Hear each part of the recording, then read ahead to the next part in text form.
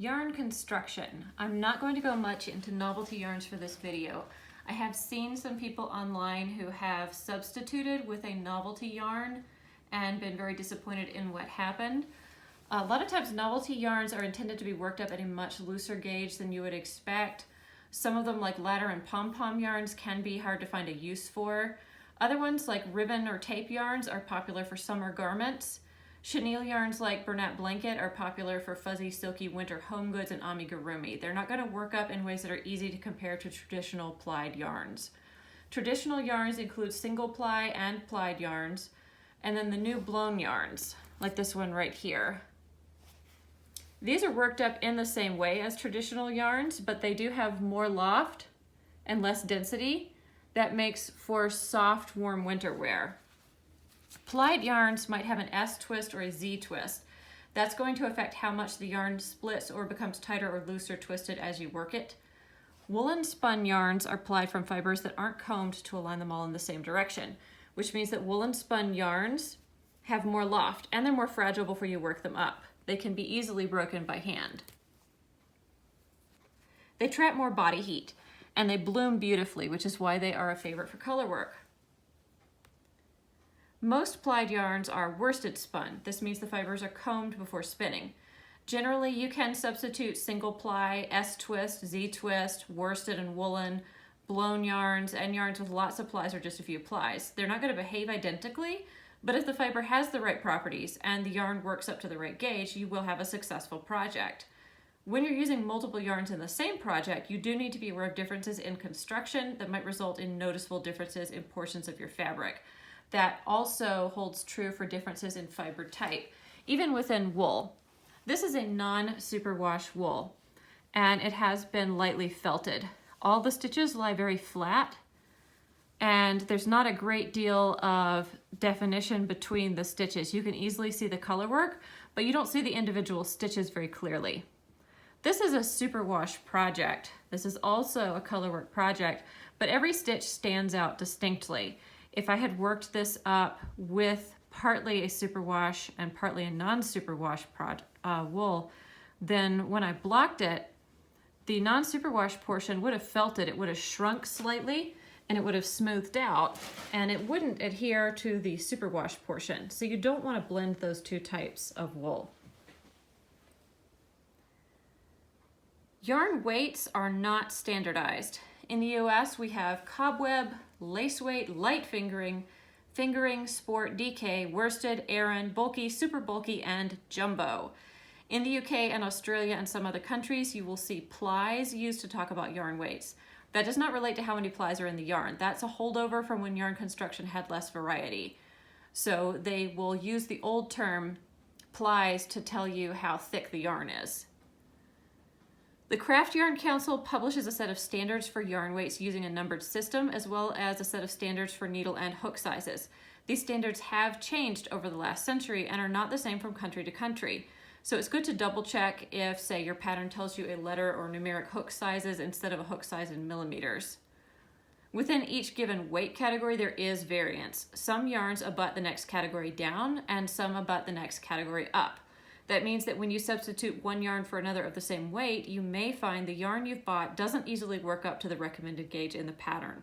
Try different needle or hook sizes, but don't force it. If the fabric is too open or too dense, you're not going to get a good result. You could force a bulky weight yarn to work up to the recommended gauge for a worsted weight sweater, but it would stand up on its own. Likewise, if you used big needles to force a silk mohair lace weight yarn to work up to that worsted gauge, you would have a sweater that doubles as see-through lingerie. Those are extreme examples. When you're making a fitted garment, small tolerances matter. Always work up a swatch that's at least 6 inches wide and deep. Go for 8 inches if you want really good data. And then wash that swatch in the way that your finished garment will be washed and give it time to dry. This is boring. It delays beginning work on your project, and sometimes it's information you don't want to know because denial is a strong temptation. But if your fiber is going to felt and shrink on you or stretch out, you need to know that. Here's a swatch I worked up on size 2 and size 0 needles. Before blocking, the size 2 was the correct gauge for the project. When I blocked this superwash wool, it stretched, and the size 0 portion measured correctly. That was while the swatch was still damp. The next day when the swatch was dry, the size 2 portion was a touch big and the size 0 was a touch small. And I used this lovely gauge right here that makes it easier for me to see what I'm doing. So that's when I knew that a size 1 would get me a sock that fit correctly, and it does. There is very little room for error in socks and sweaters. 1 stitch off per 4 inches multiplied around the circumference of a sweater is the difference between a good fit and looking frumpy or being uncomfortably snug. Also, crochet thread comes in different sizes. The larger size is what you find on the shelves of the big box stores. So if you're working a delicate project, you'll probably have to order your thread online.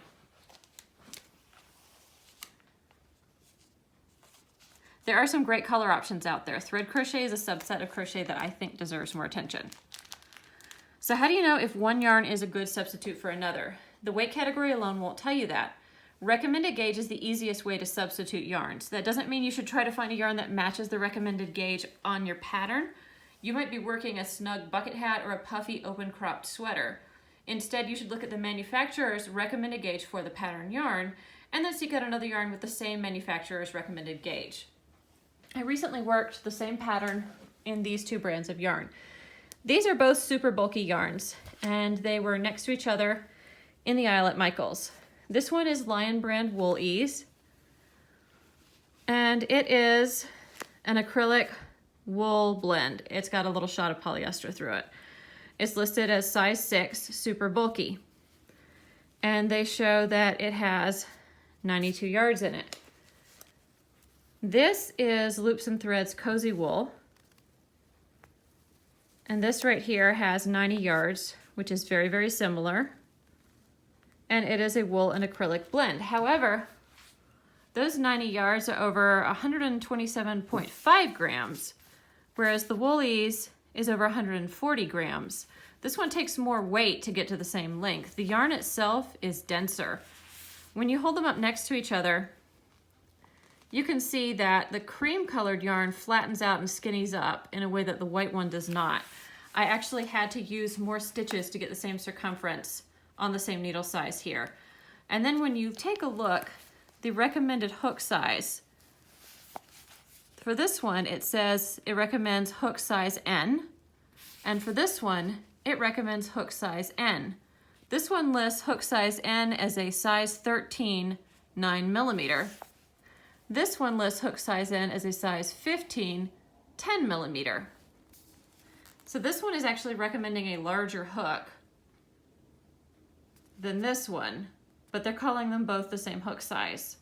So don't just rely on the yardage, don't just rely on the recommended hook size, but look for multiple pieces of data to try to figure out whether you're working with apples and apples here or not.